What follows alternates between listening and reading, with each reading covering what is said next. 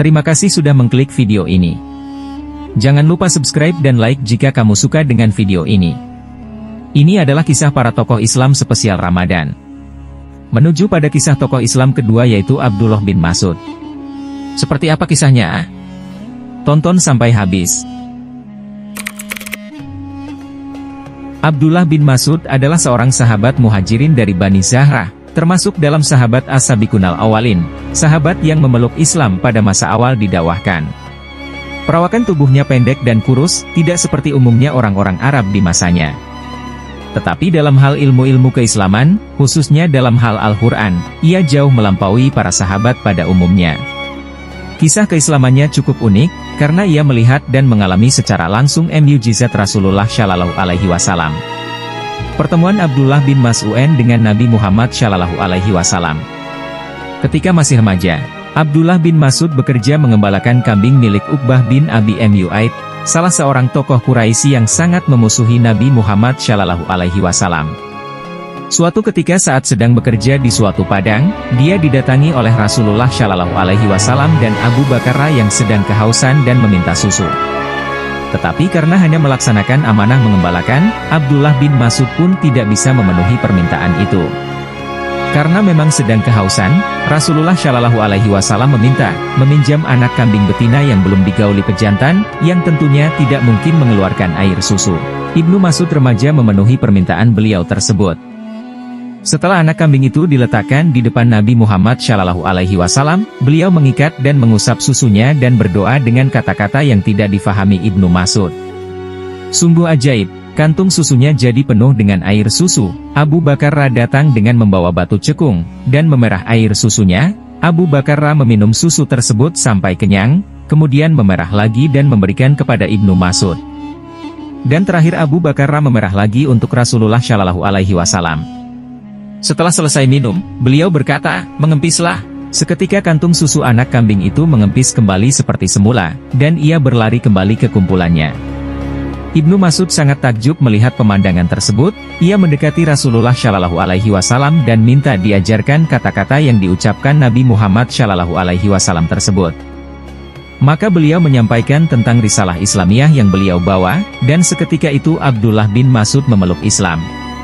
Nabi Muhammad Shallallahu Alaihi Wasallam memandang cukup intens kepadanya, kemudian bersabda, "Engkau akan menjadi seorang yang terpelajar." Tentu saja Ibnu Mas'ud tidak mengerti apa yang dimaksudkan oleh Nabi Muhammad Shallallahu Alaihi Wasallam, apalagi saat itu ia hanyalah seorang miskin yang mencari upah dengan menggembala kambing milik orang lain. Tetapi di sela-sela waktu senggangnya, ia selalu mendatangi majelis pengajaran Nabi Muhammad Shallallahu Alaihi Wasallam yang dilakukan secara sembunyi-sembunyi, sejak sebelum beliau menggunakan rumah Arkam bin Abi Arkam.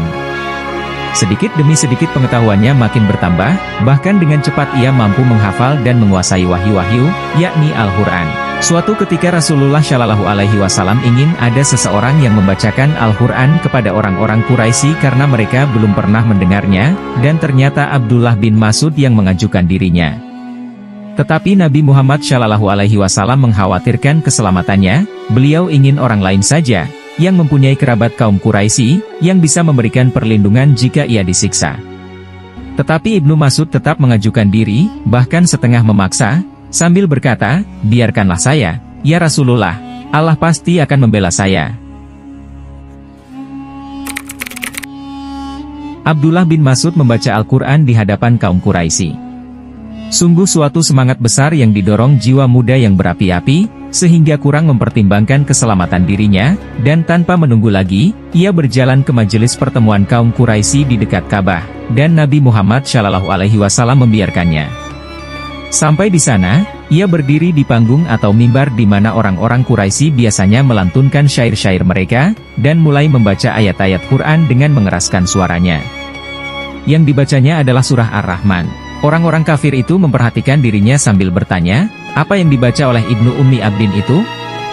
Saat itu mereka belum mengetahui kalau Ibnu Mas'ud telah memeluk Islam, jadi mereka membiarkannya saja untuk beberapa saat lamanya. Salah satu dari orang Quraisy itu tiba-tiba berkata, "Sungguh, yang dibacanya itu adalah apa yang dibaca oleh Muhammad." Mereka pun bangkit menghampiri, dan memukulinya hingga babak belur. Namun selama dipukuli, ia tidak segera menghentikan bacaannya sebatas ia masih mampu melantunkannya. Ketika mereka berhenti memukulinya, ia segera kembali ke tempat Nabi Muhammad SAW dan para sahabat berkumpul. Melihat keadaan tubuhnya yang tidak karuan akibat pukulan-pukulan tersebut, salah seorang sahabat berkata, "Inilah yang kami khawatirkan akan terjadi pada dirimu." Tetapi dengan tegar Ibnu Mas'ud berkata, "Sekarang ini tak ada lagi yang lebih mudah bagiku daripada menghadapi musuh-musuh Allah tersebut. Jika tuan-tuan menghendaki, esok saya akan mendatangi mereka lagi dan membacakan lagi surah lainnya." Mereka berkata, "Cukuplah sudah, engkau telah membacakan hal yang tabu atas mereka." Nabi Muhammad SAW hanya tersenyum melihat perbincangan di antara sahabat-sahabat beliau, tanpa banyak memberikan komentar apa-apa. Peristiwa tersebut menjadi pertanda awal dari apa yang diramalkan oleh Rasulullah SAW, ia akan menjadi seorang yang terpelajar, yakni dalam bidang Al-Quran dan ilmu keislaman lainnya. Sungguh suatu lompatan besar, dari seorang buruh upahan penggembala kambing, miskin dan terlunta-lunta, tiba-tiba menjadi seseorang yang ilmunya dibutuhkan banyak orang, khususnya dalam bidang Al-Quran.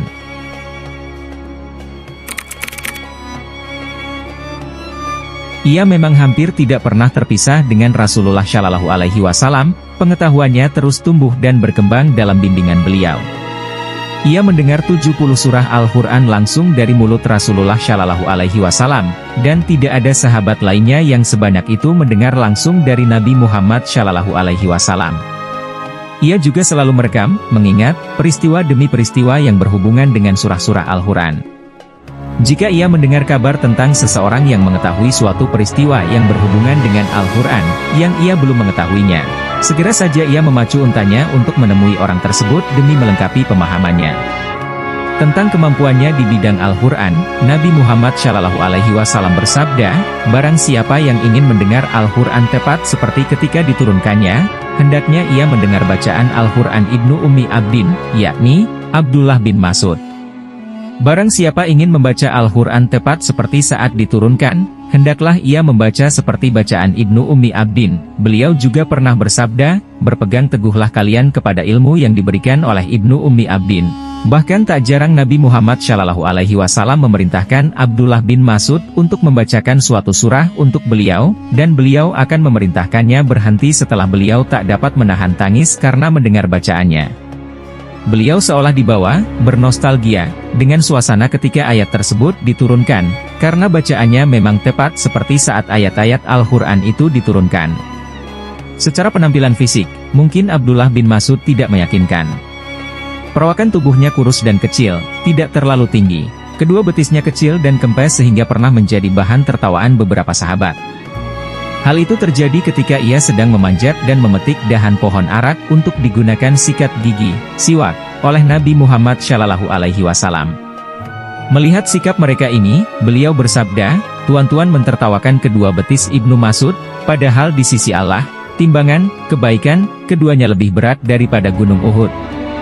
Abdullah bin Mas'ud tidak pernah tertinggal mengikuti pertempuran bersama Rasulullah SAW, begitu juga beberapa pertempuran pada masa Khalifah Abu Bakar dan Umar.